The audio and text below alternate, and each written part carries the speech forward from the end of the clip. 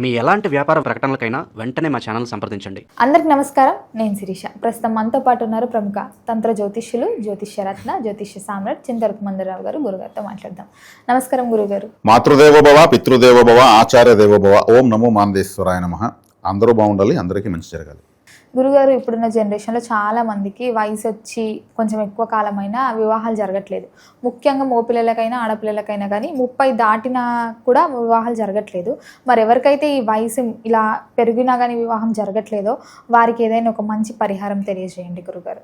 30 సంవత్సరాలు దాటిన పెళ్లిళ్ళు కాలేదు కానీ వాళ్లకు పరిస్థితి ఏంటి అనేటువంటి విషయం పైన మనం మాట్లాడుకుంటే,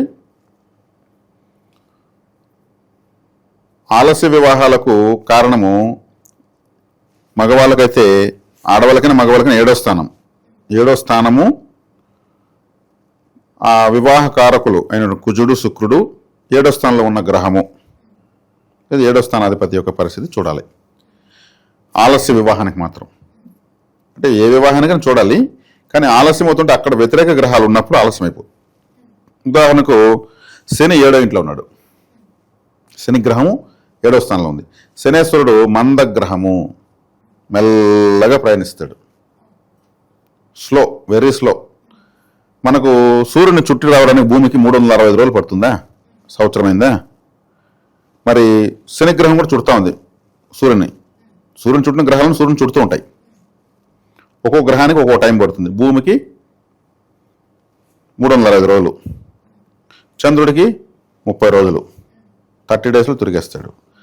అదే శనేశ్వరుడికి 30 సంవత్సరాలు. 30 సంవత్సరాలు 30 సంవత్సరాలకు ఒక రౌండ్ వేస్తాడు ఆయన. ఇప్పుడు శనేశ్వరుడు 7వ ఇంట్లో ఉంటే 30 సంవత్సరాల వరకు పెళ్లి కాదు. ఆయన 7వ ఇంట్లోకి తిరుక్కొని రావాలంటే 30 ఏళ్ళు పడుతుంది. ఆయన ఒక రౌండ్ మళ్ళీ పుట్టినప్పుడు 7వ ఇంట్లో శని ఉన్న వాళ్ళకు తిరుక్కొని శని మళ్ళీ అక్కడికి వచ్చాడంటే ఒక్క రౌండ్ కంప్లీట్ చేసాడని అర్థం.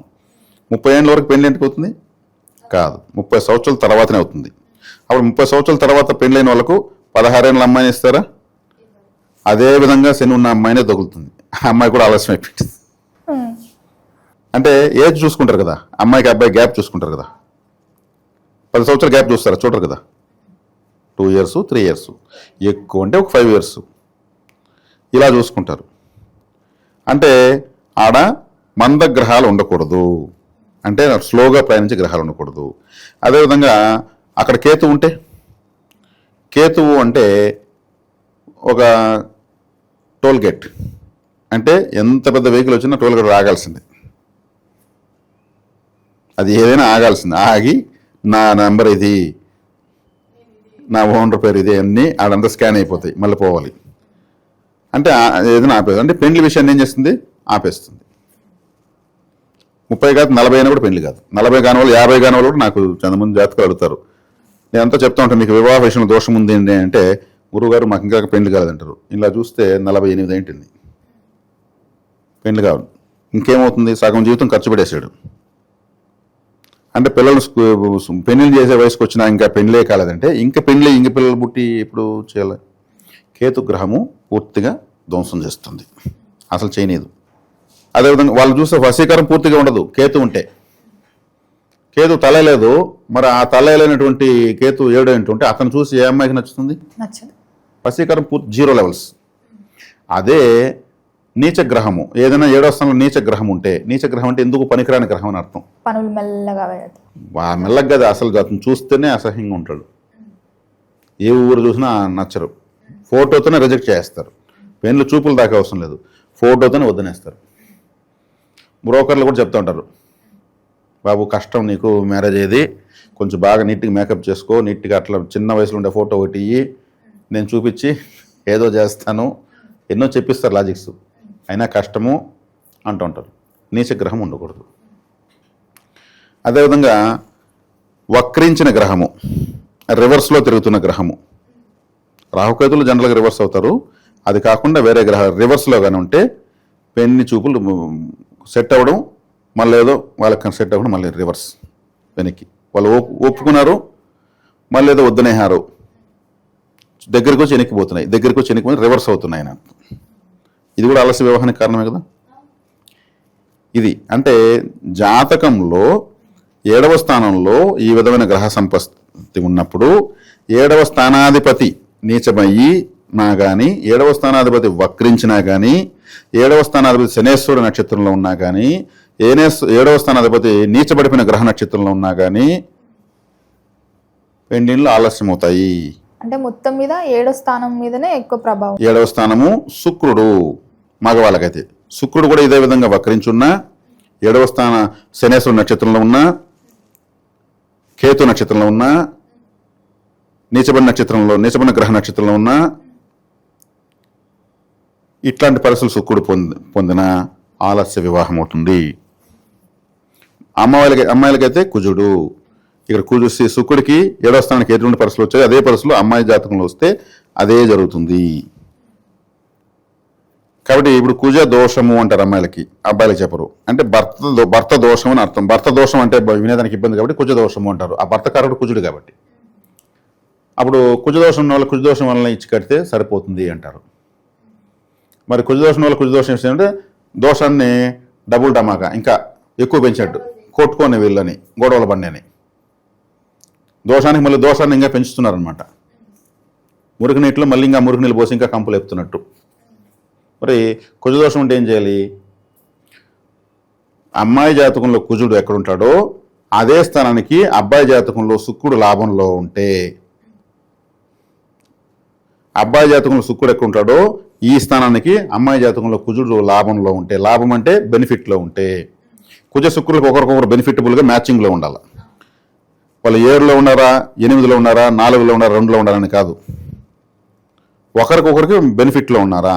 ఇక్కడ ఉన్నటువంటి కుజుడికి ఇక్కడ ఉన్న శుక్రుడు బెనిఫిట్లో కేంద్ర కోణాల్లో ఉన్నాడా, కోణం బట్టి 5, 9 స్థానాలు ఉన్నాడా, తృతీయ లాభాల్లో ఉన్నారా. అప్పుడేమవుతుంది? ఒక గ్రహానికి ఈ జాతకం ఈ గ్రహానికి ఈ జాతకం ఈ గ్రహము లాభంలో ఉన్నదనుకో బెనిఫిట్, లక్ష్మీ స్థానంలో ఉందనుకో బెనిఫిట్. గొడవలు రాకుండా ఎవరుకుంటాయి చెప్పండి? గొడవలు రాకపోతే అదే దురదృష్టం. కానీ అవే సమస్య కాకుండా ఉండాలి. ఇక్కడ కరెక్ట్గా ఎవరన్నా అక్కడ అంటే నేరు కొట్టుకోండి అని అర్థం. నేరు ఉన్నారు ఇద్దరు, పొట్టేలు ఎదురుకుంటే ఏమవుతాయి? తినేరు నిలిపేసి కొట్టుకుంటూ ఉంటాయి. అదే ఒకదానికొకటి బెనిఫిటబుల్ ఉన్నాయనుకో, నీకు నేను నాకు నువ్వు ఇచ్చేస్తే మనం బాగుంటాము. ఇట్లంగా చాలా క్యాలిక్యులేషన్స్ ఉన్నాయి. సింపుల్గా అర్థమయ్యే క్యాలిక్యులేషన్స్ నేను చెప్తున్నాను. ఇప్పుడు కుజదోషం ఉన్నంత అమ్మాయి ఉంది అంటే 2, 7, 4, 12 స్థానాలు 8వ స్థానాల్లో ఉంటే కుజదోషం అంటారు.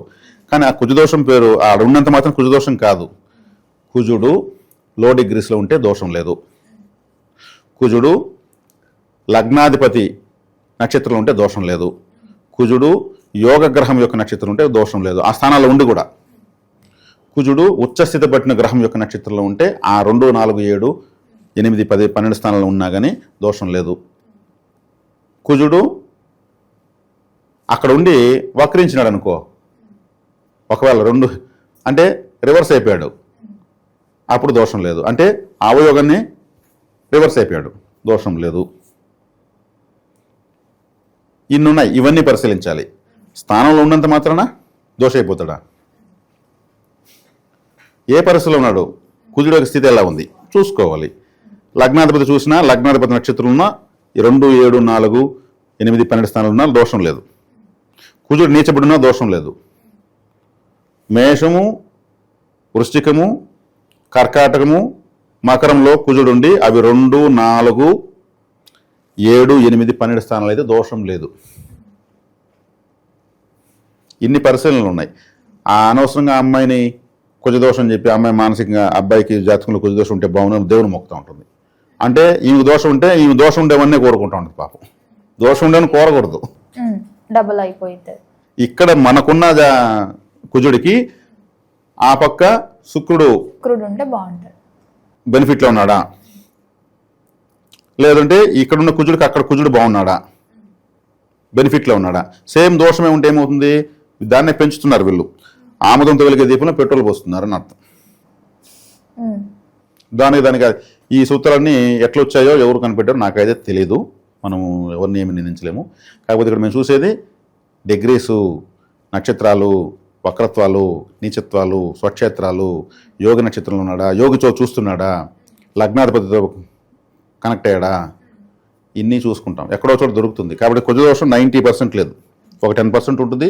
ఆ ఉన్న వాళ్ళు కూడా మా అమ్మ ఏడుంటే అతను ఆర్మీలో ఉంటాడు, గ్యాప్ వచ్చేస్తుంది. నిజంగా దోషం ఉంటే అతను దూరంగా ఉంటాడు. అమ్మాయి ఉంటే అతను ఫారెన్లో ఉంటాడు, ఈ అమ్మాయి పోవడానికి వీసా దొరకదు. అఫెక్షన్ ఉంటుంది కదా, అయ్యో నా భర్త దగ్గర నేను వెళ్ళాలి, నా భార్య రావాలంటే మా భార్యకి మాత్రం వీసా రాకుండా పోతా ఉంది, పాస్పోర్ట్ ఏదో ఒకటి డాక్యుమెంట్ ప్రాబ్లమ్స్ వస్తున్నాయి. ఆర్మీలో ఉండిపోతాడు, అతను అక్కడ గన్నెత్తుకుంటాడు, ఇట్లా గ్యాప్ వచ్చేస్తుంది. అది దోషమే. అర్థమైందా? కుజుడు అంటే వెపను, ఆయుధం ఎత్తుకుని అక్కడ ఉంటాడు, నువ్వు ఈ డ్యూటీ చేయాలి నాన్న బాబు అని. అట్లా ఇంకేదో వ్యాపార రీత్యా ఇతనికి భార్యను వదిలేసి నెలలో 20 రోజులు బయట తిరగాల్సి వస్తూ ఉంటుంది. పోకపోతే లక్షల్లో లాస్ వస్తుంది. పోవాలి, భార్యను వెంట పెట్టుకుని తెప్పలాడు, రైళ్ళు ఫ్లైట్లు, నెలలో ఒక 10 రోజులు వారం రోజులు ఇంటికి ఉండాల్సి వస్తుంది. అంటే ఎక్కువ రోజులు భర్తతో సంతోషంగా ఉండలేని పరిస్థితి వస్తుంది.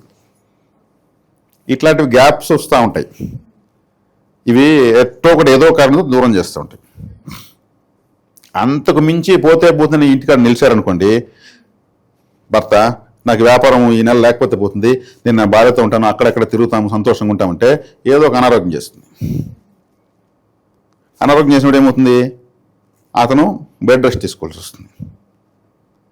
అప్పుడు మానసికంగా ఎంత ఇబ్బంది. ఇట్లుంటాయి గ్రహఫల విన్యాసాలు. కాబట్టి ఇక్కడ మనం ఏ పాయింట్ పైన స్టార్ట్ చేస్తాము సబ్జెక్ట్? ఇది 30 years 30 years అంటే ఇక్కడ గ్రహాలు ఇలా వ్యతిరేకతలు 7వ స్థానానికి వివాహ కారకులకు తగిలినప్పుడు 30 years దాటుతాయి. మరి రెమెడీస్ ఏమన్నా చెప్పండి. ఈ రెమెడీస్ చేసుకోవాలనుకున్నప్పుడు వీళ్ళు అబ్బాయిలు అయితే, మగవాళ్ళు అయితే తిరుచానూరు పద్మావతి అమ్మవారి ఆలయము, అదేవిధంగా శ్రీరంగంలో రంగనాథ స్వామి ఆలయము, కొల్హాపూర్ లక్ష్మీదేవి ఆలయము ఎక్కువ వెళ్ళాలి. వెళ్ళడం వల్ల ఏమవుతుంది, శుక్రగ్రహ బలం అనుకూలత పెరుగుతుంది. శుక్రగ్రహ వైబ్రేషన్స్ ఒక్కో గ్రహానికి ఒక్కో టెంపుల్లో వైబ్రేషన్ ఉంటుంది. మనకు ఆ వైబ్రేషన్ కావాలనుకుంటే ఆ టెంపుల్కి వెళ్ళాలి. ఇప్పుడు కుజగ్రహ వైబ్రేషన్ కావాలంటే అరుణాచలం వెళ్ళాలి. బుధగ్రహ అనుగ్రహం కావాలంటే మదురై వెళ్ళాలి. శనిగ్రహ అనుగ్రహం కావాలంటే తిరునల్లారు వెళ్ళాలి, లేదా తిరుకొల్లికాడు వెళ్ళాలి, లేదు శనిసింగనాపూర్ వెళ్ళాలి. అదే మీకు గురుగ్రహ వైబ్రేషన్ కావాలంటే తిరుచెందూరు వెళ్ళాలి, కేరళలో గురువాయూరు వెళ్ళాలి, లేదంటే ఏదైనా దత్తాక్షేత్రాలు పుట్టపర్తి సాయిబాబా, షిరిడి సాయిబాబా, వీరబ్రహ్మణ్య స్వామి, రాఘవేంద్ర స్వామి ఇటు గురుక్షేత్రాలు వెళ్ళాలి. కేతు బలం పెరగాలంటే ఎక్కడ కాశీ యాత్ర, ఏదైనా మోక్షయాత్రలు, తీర్థయాత్రలు చేస్తే కేతు బలం పెరుగుతుంది. రాహుబలం పెరగాలంటే శ్రీకాళహస్తి వెళ్ళాలి. చంద్రబలం పెరగాలంటే తిరుమలకు వెళ్ళాలి. రవి బలం పెరగాలంటే శివాలయానికి వెళ్ళాలి. గ్రహాలకు వైబ్రేషన్స్ టెంపుల్స్లో ఉంటాయి. మనకి ఇప్పుడు శుక్రబలం కావాలి, అబ్బాయిలకు శుక్రబలం కావాలంటే శ్రీరంగం లేదంటే తిరుచానూరు పద్మావతి అమ్మవారు. అప్పుడేమవుతుంది, పెరుగుతుంది. కుజబలం పెరగాలి ఎవరికి, అమ్మాయిలకు అరుణాచలం వెళ్ళాలి. అగ్నిలింగం అక్కడ ఉండేది. కుజుడు అంటే అగ్ని, వేడి.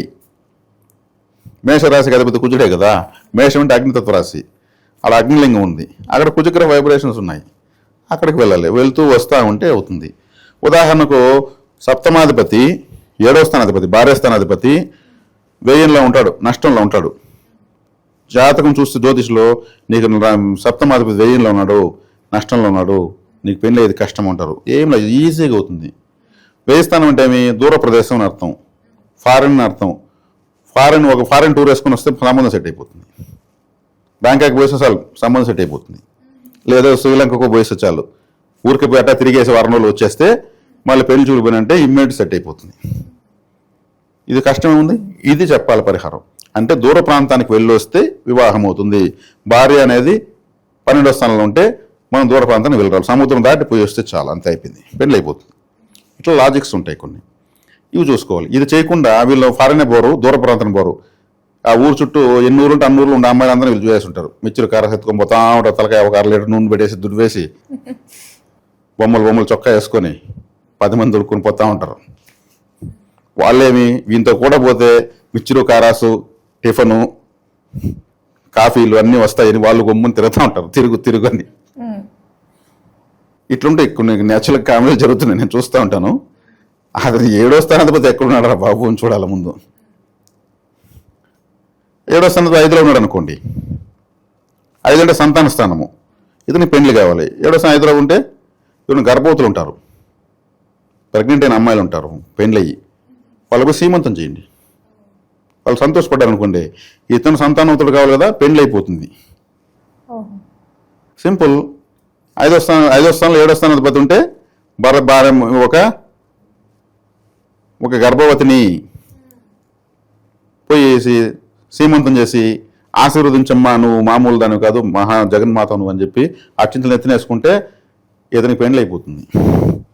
లేదా డెలివరీ హాస్పిటల్కి పోండి, అక్కడంతా తల్లు బిడ్డల కేకలతో ఉంటుంది, అక్కడ పోయి సేవ చేయండి. సేవ ఏం చేయాలి?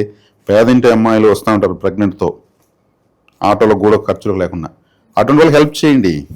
ఇంకేదైనా సేవ చేయండి, వాడు మీకు నచ్చింది సేవ చేయండి. 4 బెంచీలు వేయండి, ప్రెగ్నెంట్ అమ్మాయిని కూర్చోబెడతారు. ఎవరు వద్దన్నారు? ఇవన్నీ మంచిదే కదా. అదే 7వ స్థానాధిపతి 9లో ఉంటే, 9 అంటే ఆలయం అని అర్థం. అప్పుడు దైవ కళ్యాణ సేవ, శివపార్వతుల కళ్యాణము, సీతారాముల కళ్యాణం అని చేస్తూ ఉంటారు. అక్కడ పోసి మిమ్మల్ని పిలవకపోయినా కానీ ఆడ కుర్చీలు వేయడము, భోజనాలు వడ్డించడము, అక్కడ ఇంకేదైనా సీరియల్ సెట్ తగిలించడము, దానికి ఏదైనా ఖర్చు విరాళం ఇవ్వడం చేస్తే, దైవ కళ్యాణ సేవ చేస్తే మీకడ పెళ్లి అయిపోతుంది. ఎందుకంటే ఆలయం అనే చోట 7వ స్థానాధిపతి ఉన్నాడు. అంటే టెంపుల్లో పోయి దేవుడి పెళ్లికే మనం సేవ చేయాలి. పెళ్లి అవుతుంది, అప్పుడు సంబంధం సెట్ అవుతుంది. బ్రోకర్లకు ఫోటోలు ఇచ్చేసి పాన్స్ పౌడర్ డబ్బాలు ఖాళీ చేస్తుంటే కాదు, పెళ్లి లేట్ అవుతుంది. మేము ఆ గుడికి పోయిచ్చినాక పెళ్లి అయిందంటారు. వీళ్ళు అనుకోకుండా ఇన్ని సంబంధాలు చూసి ఒక గుడికి వెళ్తారు, ఆడ దేవుడి పెళ్లి జరుగుతూ ఉంటుంది, ఆడపై దండం పెట్టుకుని ఓని బాధపడతారు. దైవ కళ్యాణ సేవలో వీళ్ళు చింతించారు. అప్పుడు వాళ్ళు పెళ్లి చేసుకునేటప్పుడు దేవతలు కూడా సంతోషంగా ఉంటారు. ఇక్కడ ఎవరు పెళ్లి కాలేదో దీంట్లో పాల్గొన్న వాళ్ళందరికీ వివాహం అవుతుంది చక్కగా పంతుల వారు చెప్తా ఉంటారు మైక్లో, మాకు కూడా అయిందని చెప్తారు. అది తెలియకుండా ఆటోమేటిక్ పోతారు. కాబట్టి సప్తమాధిపతి ఎక్కడున్నాడు చూసుకొని సంబంధమైనటువంటి దానికి పోయేసి వస్తే ఆ ఎనర్జీ కనెక్ట్ అవుతుంది. 2 వైర్లు ఉంటాయి, ఊరికి అడ్డపెట్టేసి టేప్ చుట్టూ ఏమవుతుంది, చిరచిరని కాలిపోతుంది. గట్టిగా వేసి టేప్ చుట్టామంటే కరెంట్ పాస్ అవుతుంది. ఆ పరిహారాన్ని ఎలా గట్టిగా పట్టుకోవాలో మేము చూపిస్తాం అంతే. ఇంకా లేట్ అవుతుందంటే అవుతుంది, 30 అవుతుంది, 40 అవుతుంది, 50 అవుతుంది, ఇంకేదేదో కూడా అవుతుంది. కాబట్టి ఈ విధమైనటువంటి అస్థిరత లేని వాళ్ళకు వెంటనే పెళ్లి అవుతుంది.